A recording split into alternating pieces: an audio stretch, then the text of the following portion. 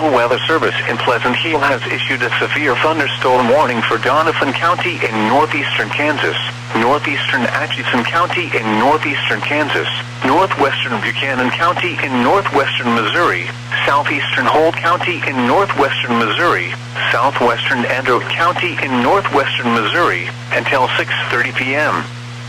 At 6:01 p.m., a severe thunderstorm was located 7 miles south of Troy, moving northeast at 50 miles per hour. Expected hazards include 60 miles per hour wind gusts and quarter-size hail. This is a radar-indicated threat. The following impacts are expected. Hail damage to vehicles is expected. Expect wind damage to roofs, siding, and trees.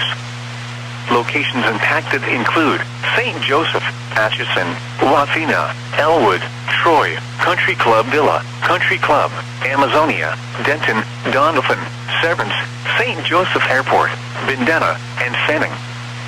This includes the following highways: Interstate 29 between mile markers 47 and 65. Interstate 229 between mile markers 4 and 14. For your protection, move to an interior room on the lowest floor of a building. A tornado watch remains in effect until 10 p.m. for northeastern Kansas and northwestern Missouri.